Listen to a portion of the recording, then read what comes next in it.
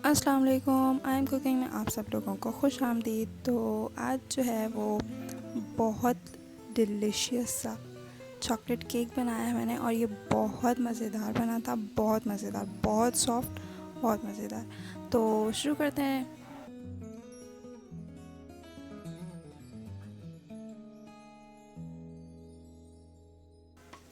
एक बड़े सारे पतीले को जो है वो मैंने मीडियम आंच पे गरम करने के लिए रख दिया है, और इसमें मैंने स्टैंड रख दिया। तो आपने भी सबसे पहले यही काम करना है, ठीक है जी।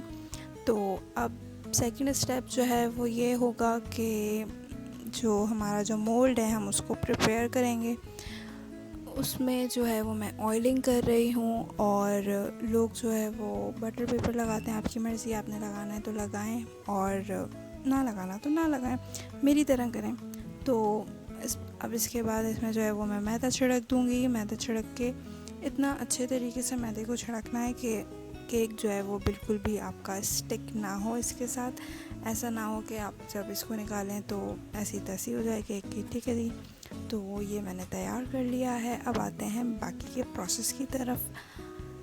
तो थर्ड स्टेप में जो है वो मैं ले लूँगी मैदा 1 कप, और मैदे के साथ आधा कप कोको पाउडर और 1 टेबल स्पून भर के बिल्कुल बेकिंग पाउडर। ये सब चीज़ें लेकर इसको हमने 3 से 4 बार अच्छी तरीके से छानना है। ये लाजमी करना है 3 से 4 बार। अगर आपने नहीं छाना तो आपका केक मज़ेदार नहीं बनेगा, यानी कि सॉफ़्ट नहीं बनेगा। इस तरीके से करने से मैदा जो है और ये सब चीज़ें इसमें अच्छे से मिक्स हो जाती हैं, हल्का हो जाता है। तो इस वजह से आपने ऐसा ज़रूर करना है, ज़रूर ज़रूर ज़रूर, ठीक है।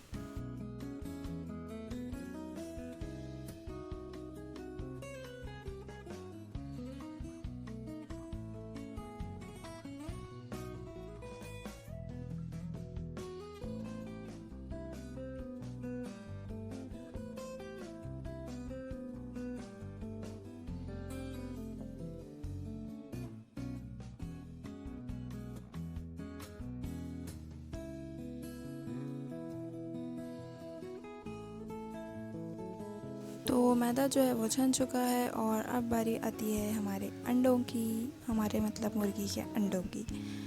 तो अंडे जो है वो इसमें डालेंगे 4 अदद, 4 अदद अंडे। अच्छा, रेसिपी जो है वो मैं आपको डिस्क्रिप्शन बॉक्स में लिख दूँगी, इसलिए परेशान होने की बिल्कुल ज़रूरत नहीं है।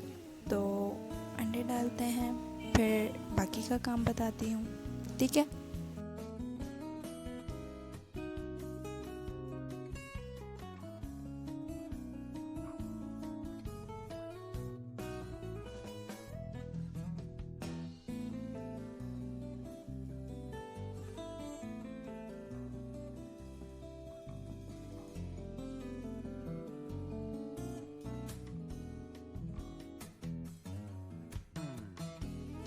तो अंडे डालने के बाद अब इसको जो है वो अच्छे से बीट करना है।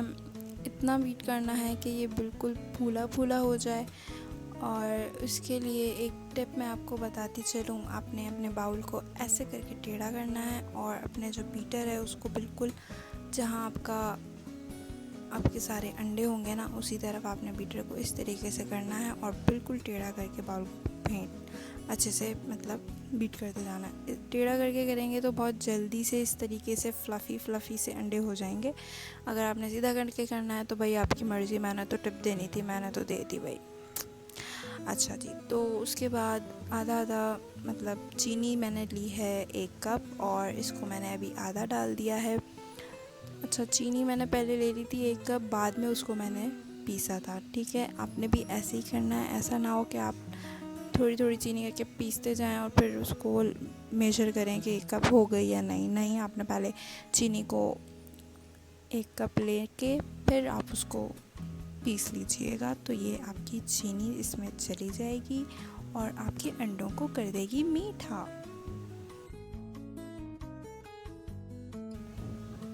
तो चीनी मिक्स होने के बाद अब बारी आती है ऑयल की। ऑयल मैं इसमें डाल रही हूँ 1/2 कप। ये भी थोड़ा थोड़ा करके डालेंगे और अच्छी तरीके से मिक्स करते जाएंगे। मिक्स आपको बहुत अच्छे तरीके से करना है, और बीटर को ही चलाते जाना है, चलाते जाना है।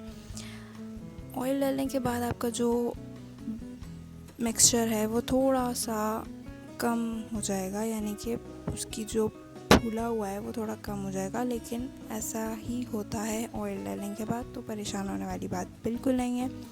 वनीला एसेंस मैंने इसमें इसलिए डाला है कि इस अंडों की जो एक स्मेल होती है वो थोड़ी सी ख़त्म हो जाती है, वरना इसमें वनीला एसेंस डालना ज़रूरी नहीं है। ठीक है जी।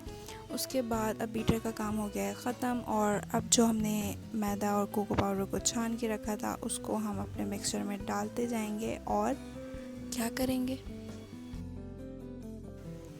तो बीटर का काम ख़त्म हो गया है, इस वजह से स्पैचुला की मदद से हम इसको इस तरीके से घुमाते जाएंगे। स्पैचुला को बाहर आपने बिल्कुल नहीं निकालना है, इसमें हवा नहीं भेजनी है, इसको इसी तरीके से घुमाना है, या फिर इस तरीके से घुमाते जाएं। लेकिन स्पैचुला आपने बाहर नहीं निकालना है कि आप बार बार बाहर निकालें और फिर दोबारा से जो है उसको करें, ऐसा नहीं करना है। जिस तरीके से मैंने बताया है सेम एज़ इट इज़ ऐसा ही करें। फिर बाकी का मिक्सचर डाल देंगे, उसको भी अच्छे से मिक्स कर लेंगे, अच्छी तरीके से मिक्स करना है।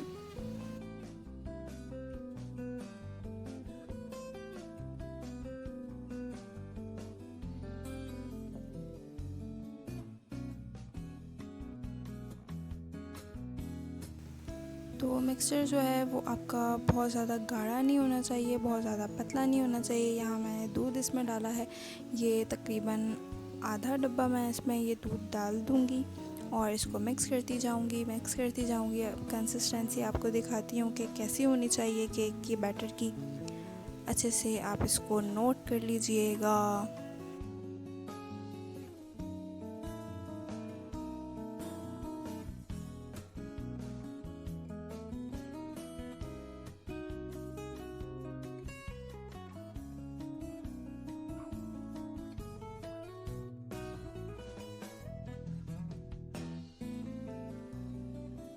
तो हो गया है हमारा मिक्सचर रेडी, और अब बारी आती है इसको मोल्ड में डालने की, ताकि ये जल्दी जल्दी बेक हो जाए। बड़ा ही मज़ेदार, बस बहुत मज़ेदार लग रहा है। अभी से दिल चाह रहा था कि बस जल्दी से बन जाए और मैं जल्दी से खा लूँ, लेकिन ये मुझे नहीं खाना, मुझे अपने जो है वो भांजे के लिए लेके जाना है उसकी बर्थडे पर, तो इसलिए सब्र का इम्तिहान अभी जारी है।